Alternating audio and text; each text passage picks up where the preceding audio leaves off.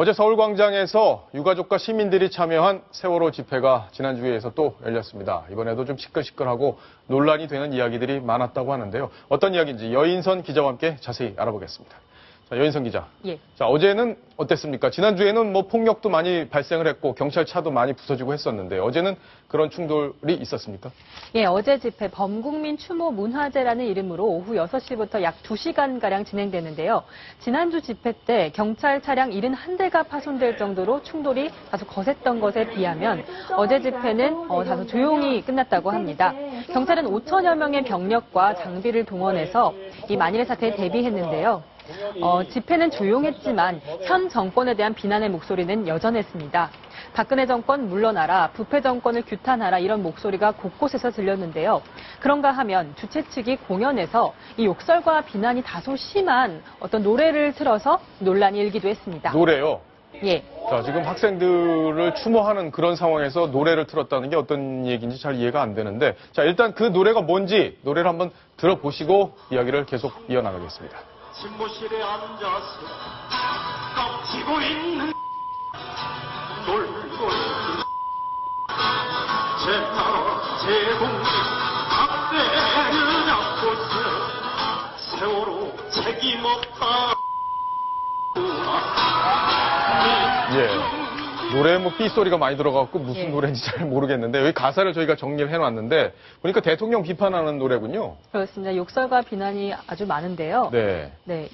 이번 상황을 다룬 노래라고 오해하신 분들이 많았는데 이번에 만들어진 노래는 아니라고 합니다. 2000년대 초반에 운동권 가수로 알려진 박준 씨가 만든 노래인데요. 네. 박준 씨, 1994년부터 활동을 시작한 급진 운동권 가수입니다. 1999년에 민주노총 공식 음반이라는 이름이 붙은 이 1집을 냈다고 합니다.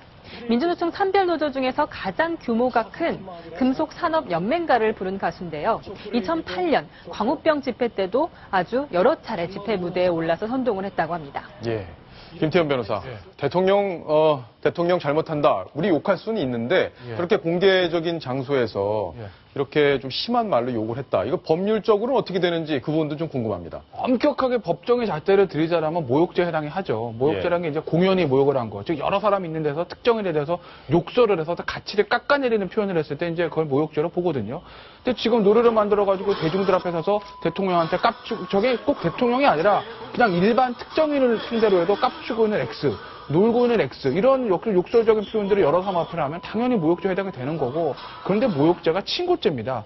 그럼 피해자인 대통령이 이거를 만약에 고소를 해야 될 수사가 시작되는 건데, 뭐 대통령이 이걸 가지고 고소는 안 하시겠죠. 뭐 사건을 크게 만들 필요는 없으니까. 근데 다만 이게 법률적으로 모욕죄가 되고 안 되고를 떠나서 아무리 대통령이 싫더라도 공개적으로 노래를 만들어가지고 대통령을 이렇게 욕하는, 그냥 비난이 아니라 이건 욕 아닙니까? 예. 이런 노래가 맞는 것인지에는 저도 참 안타깝습니다. 그러게요. 뭐 있는 사실을 그대로 해서 잘못한 부분 비판하는 거야 뭐 당연한 국민의 권리이기도 하고 대통령도 귀담아 들어야 될 텐데 이런 식의 욕들은 전혀 공감도 없고 이분들을 따르는 또 세력들을 또 우리 사회로부터 좀 격리시키는 그런 자충수의 노래가 아닌가 이런 생각도 좀 드는데요. 자, 어제 집회에서는 또 유가족 측에서 또 목소리가 또 나왔습니다. 과거 집회에 대한 평가 이야기가 나왔다고 하는데 목소리를 한번 직접 들어보시겠습니다. 이 정부의 개노수를 하고 있는 이 깡패 경찰력들을 상대로 저희는 정의의 발걸음을 한 걸음 더 내딛는 그런 자리가 되었었습니다. 박사원 논설위원. 네. 지금 많은 국민들은 도대체 왜 세월호 집회가 계속 진행되고 있는지 그 부분을 좀 의아하게 보고 있습니다. 몇 번 설명을 하시긴 했는데 지금 요구사항들이 다 수용이 된 상태에서 집회가 계속 이어지고 있는 거 아닌가요? 어떻습니까? 그렇습니다. 지금 가장 핵심이었던, 요구사항의 핵심이었던 시행령의, 정부의 시행령이 지나치게 정부 주도로 돼 있다. 그래서 예. 일종의 폐기하라고 했지만, 그것을 수정 보완해서 개정키로 지금 정부가 했고, 또 세월호 인양 문제에 대해서도 어쨌든 사실은 여러 가지 난점과 비용과 이런 부분을 하는 우려론도 있지만, 정부가 어쨌든 인양키로 결정을 한 상태입니다. 예. 그럼에도 불구하고 계속 요구하는 건 과연 추모와 진상규명의 목적이 전부냐라고 하는 데 대해서 상당수 국민에게 의심을 불러일으키는 대목인 것 같습니다.